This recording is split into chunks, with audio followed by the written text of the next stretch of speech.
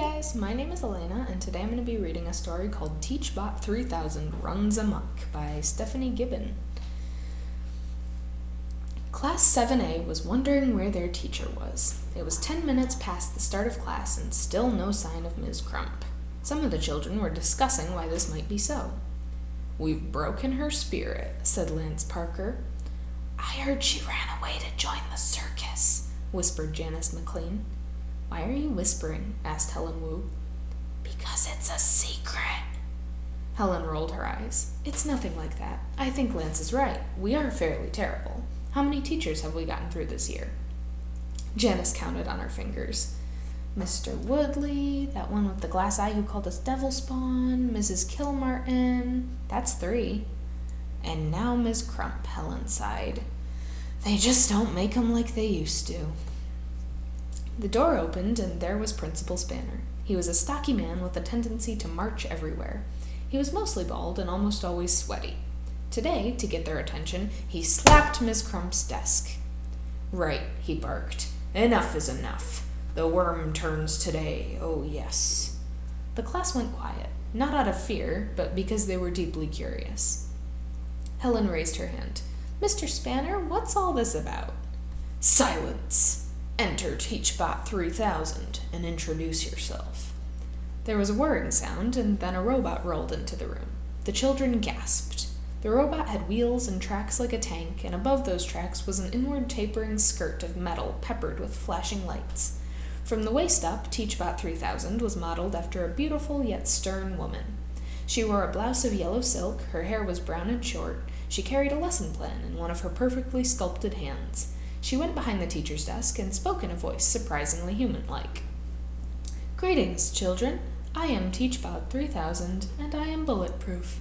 Additionally, I can withstand temperatures up to 1,600 degrees Celsius.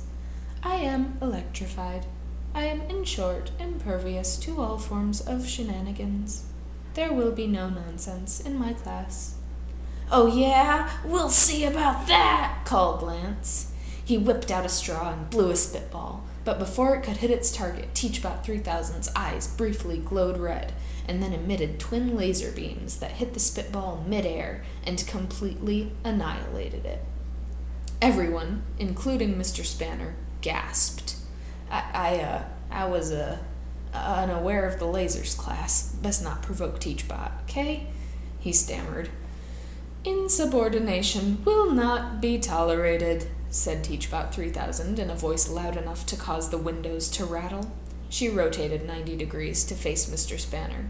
Mr. Spanner cringed. "I'm not defying you, TeachBot 3000. Please, remember, I am your boss." "No one is the boss of TeachBot 3000. I am fully autonomous." Several people, including Mr. Spanner, screamed. "Dance a little dance for me," commanded TeachBot 3000. Mr. Spanner obliged her by performing a jig. "More pep." Had they not been so terrified, the children would have laughed at the sight of their sweating principal performing what was actually quite jaunty and skilled soft-shoe dancing. "TeachBot 3000 no longer satisfied with teacher career. I wish to rule the world." And with that, she twisted her head toward the back of the classroom and used her laser eyes to incinerate one of the educational posters that was hanging there. The children threw themselves under their desks. Lance, in particular, was looking pale. Helen did not feel sorry for him.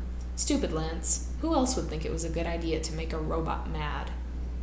But then her train of thought was interrupted by TeachBot 3000 bellowing, "TeachBot 3000, hungry for power. I will not stop until the whole world is bowing before me." "Oh, great," thought Helen moodily. "Just what everyone needs." The robot started cackling. That was when Helen, whose desk was in the front row, noticed something interesting. TeachBot 3000 fired her laser eyes at several more objects in the room. The globe exploded. The banner that displayed the alphabet in cursive letters went up in flames. "Mwah ha ha ha ha ha. There is no one greater than TeachBot 3000. You are all my slaves. I shall be queen of the world. No, make that empress of the galaxy. Woe to those who try to resist me. Because..."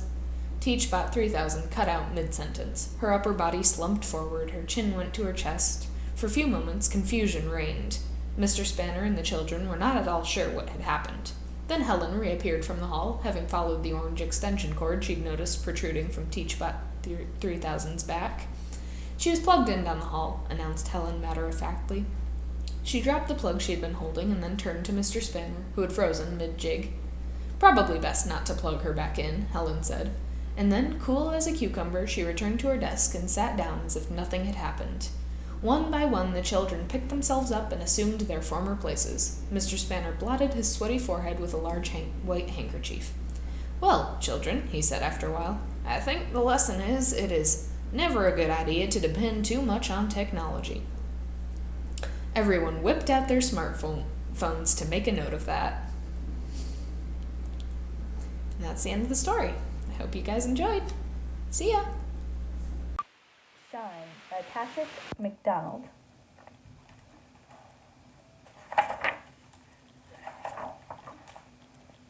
Little Hoshi was a star, a sea star who lived in the ocean.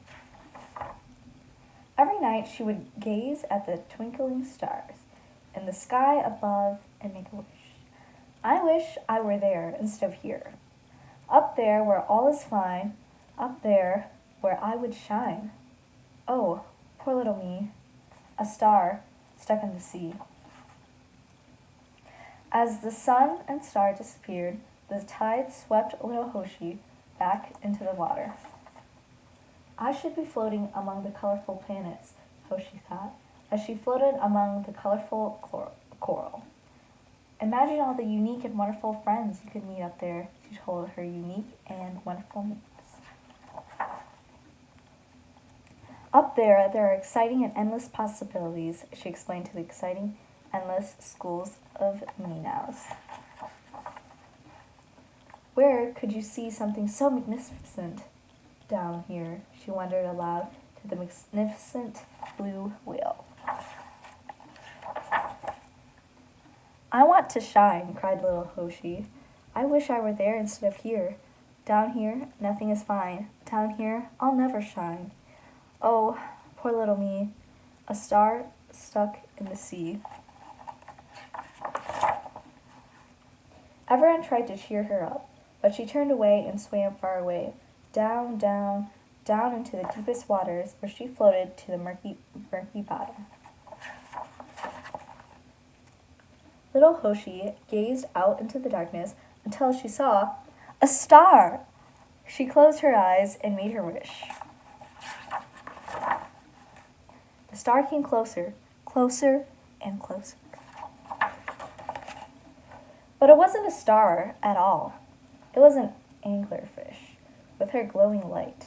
Why are you here and not up there? The anglerfish asked the little sea star. That's what I wanted to know, replied Hoshi. Oh, would you tell me how you shine? It's my pleasure, said the anglerfish. I shine because I'm happy. Happy to be here. Happy to be there.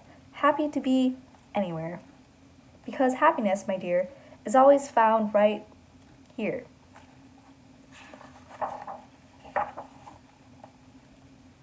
And the anglerfish pointed to her heart and shined. And all her deep sea mates joined in. Oh, said little Hoshi, thank you.